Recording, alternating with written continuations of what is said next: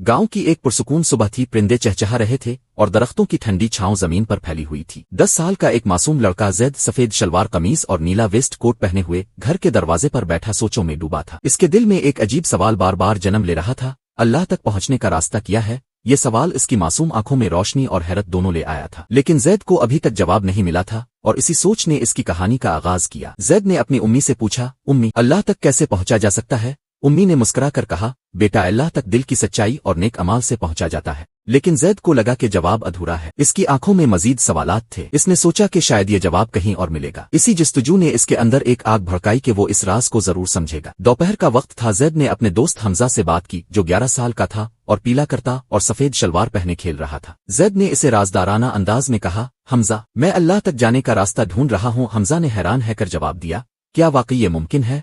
जैद ने पुरज़्म लहजे में कहा, हाँ, और मैं इसे ढूंढ कर ही रहूंगा। इन दोनों ने फैसला किया कि ये सफर तन्हा नहीं बल्कि साथ होगा। शाम के वक्त दोनों दोस्त मस्जिद के करीब पहुंचे। अजान की आवाज गूंज रही थी। फजा में सुकून फैल गया था। जैद ने हमजा से कहा, शायद ये मस्जिद ही हमें अल्लाह के रास्ते का पहला निशान दे। वो दोनों मस्जिद के दरवाजे पर खड़े हुए। उनकी आंखों में रोशनी और दिलों में अजीब सी बेचैनी थी, जैसे कोई बड़ा राज खिलने वाला हो। मस्जिद के अंदर दाखिल होते ही उनके दिलों में सुकून उतरने लगा। इमाम साहिब, जो सफेद कपड़ों में एक बुजुर्ग थे, कुरान पढ़ रहे थे। जैद ने आहिस्ता से हमजा को कहा, यही वो मकाम है जहां से अल्लाह की पहचान शुरू होती है। मगर उसके दिल में अभी भी सवाल बाकी थे कि क्या सिर्फ मस्जिद में आना ही अल्लाह तक पहुंचने का रास्ता है? नमाज के बाद इमाम साहिब ने बच्चों को देखकर पूछा, बेटो, क्या सोच रहे हो? जैद ने झिझकते हुए कहा, हम अल्लाह तक जाने का रास्ता तलाश कर रहे हैं। इमाम साहिब की आंखों में मुस्कुराहट और हिकमत चमकने लगी। उन्होंने कहा, अल्लाह तक पहुंचने का रास्ता आसान है, मगर इसे ढूंढने के लिए दिल का साफ होना जरूरी है। ये बात सुनकर जैद और हमजा की तजस्सुस मजीद बढ़ गई। इमाम साहिब ने कहा, कल सुबह सूरज निकलने से पहले दरिया के किनारे आना, वहां तुम्हें एक निशान मिलेगा।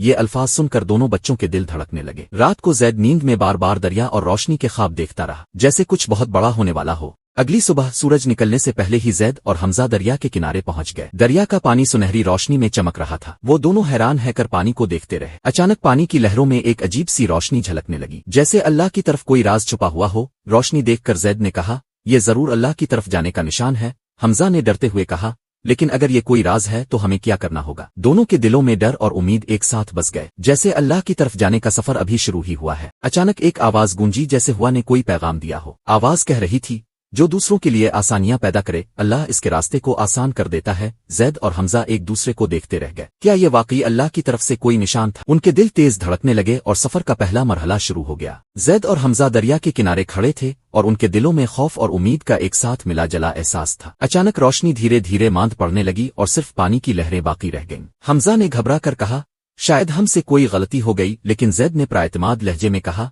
नहीं हमजा, ये सिर्फ शुरुआत है। अल्लाह का रास्ता कभी इतना आसान नहीं होता। हमें साबित कदम रहना होगा। उनके कदमों के नीचे रेत जैसे कुछ कह रही थी और दरिया का सुकूत एक राज छुपा रहा था। इसी लम्हे एक बुजुर्ग दरिया के दूसरी तरफ नजर आए। उनका सफेद लंबा लिबास और सब्ज इमामा दौर से भी जगमगा रहा था। वो लकड़ी के सहारे चल रहे थे और उनकी आंखों में नूर की चमक थी। जैद ने धीमी आवाज में कहा, हमजा देखो, ये कौन है? हमजा की आंखों में हैरत दौड़ गई, जैसे किसी ख्वाब की ताबीर हकीकत में सामने आ गई हो। बुजुर्ग की खामोश मुस्कुराहट ने उनके दिलों को खींच लिया। बुजुर्ग की आवाज हुआ के जरिए इन तक पहुंची, जैसे वो दरिया के शोर को काट कर सीधी दिलों तक जा रही हो। वो बोले, बेटो, अल्लाह का रास्ता इससे शुरू नहीं होता जो तुम देख रहे हो, बल्कि इससे जो तुम करते हो। जैद ने आगे बढ़कर पूछा, क्या हम वाकई अल्लाह तक पहुंच सकते हैं? बुजुर्ग ने गहरी सांस ली और कहा, हाँ, लेकिन पहले तुम्हें दूसरों के लिए रोशनी बनना होगा। ये सुनकर बच्चों के दिल और तेज धड़कने लगे। जैद और हमजा ने अगले दिन से ही अपने गांव में लोगों की मदद करना शुरू कर दी। कभी वो किसी बुजुर्ग को पानी पिलाते, कभी किसी बच्चे को पढ़ाई में मदद देते। गांव के लोग हैरान होने लगे कि ये बच्चे इतने बदल क्यों गए हैं। लेकिन जैद के दिल में हर नेक अमल के बाद एक आवाज आती, यही रास्ता है, आगे बढ़ते रहूं। और हमजा को लगता कि हर नेकी उनकी मंजिल को करीब ला रही है। एक दिन गांव में भूख की लहर दौड़ गई। कई घराने खाने से महरूम हो गए। जैद ने अपने घर से थोड़ा सा आटा और चावल निकाला और हमजा के साथ ले जाकर गरीबों में बांटा। उनके हाथों से दिया गया खाना गरीबों के लिए खुशी और दुआओं का जरिया बन गया। लेकिन इस लम्हे जैद ने महसूस किया कि किसी के आंसू पूंछने में जो सुकून है, वो दुनिया के किसी खजाने में नहीं मिल सकता। रात को जब सब लोग सो गए, जैद आसमान की तरफ देख रहा था। सितारे टिमटिमा रहे थे और वो सोच रहा था, क्या ये मेरा अल्लाह के रास्ते का सफर है?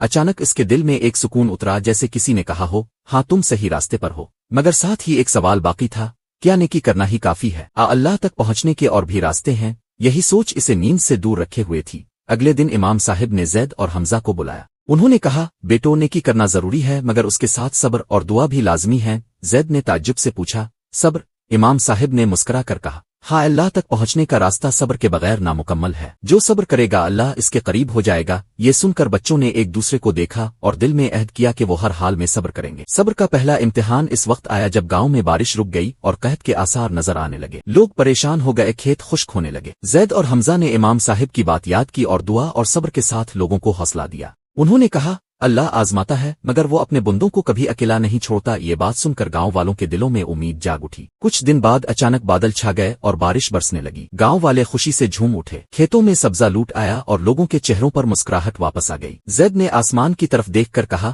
یہ اللہ کی طرف سے جواب ہے۔ حمزہ نے سر جھکا کر کہا ہاں اللہ ان کا ساتھ دیتا ہے جو صبر کرتے ہیں۔ اس لمحے ان دونوں نے اللہ کے راستے کو اور قریب محسوس کیا، لیکن جیسے ہی بارش رکی زید نے محسوس کیا کہ سفر ابھی مکمل نہیں ہوا۔ اس نے حمزہ سے کہا ہمیں نیکی اور صبر کے بعد بھی ایک چیز سیکھنی ہوگی، شکر، کیونکہ شکر کے بغیر راستہ ادھورا ہے۔ حمزہ نے اس بات میں سر ہلایا اور دونوں کے دلوں میں یہ عہد روشن ہو گیا کہ اب وہ شکر کے راز کو ڈھونڈیں گے۔ اس لمحے ان کا سفر ایک نئے موڑ پر داخل ہو چکا تھا۔ زید اور حمزہ صبح کے وقت کھیتوں کے کنارے بیٹھے تھے، بارش کے بعد سبزہ لوٹ آیا تھا اور پرندے خوشی سے چہک رہے تھے۔ زید نے کہا حمزہ دیکھو اللہ نے ہماری دعاؤں کا جواب دیا، مگر اب سوال یہ ہے کہ کیا ہم واقعی اس پر شکر ادا کر پا رہے ہیں؟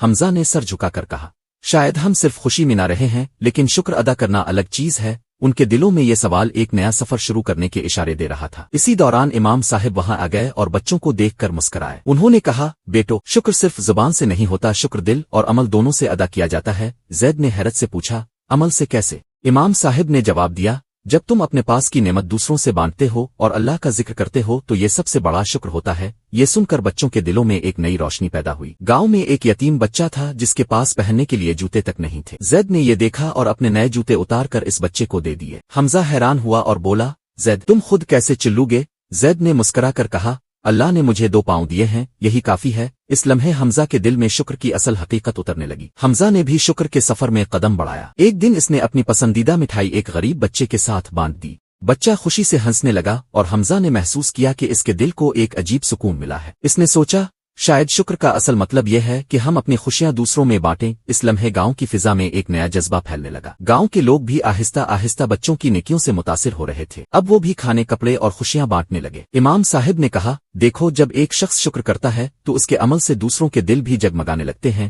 زید اور حمزہ نے ایک دوسرے کو دیکھا اور دل ہی دل میں کہا یہی تو اصل سفر ہے۔ ایک رات زید اور حمزہ آسمان کے نیچے بیٹھے تھے۔ زید نے کہا کبھی سوچا حمزہ اللہ نے ہمیں کتنا کچھ دیا ہے؟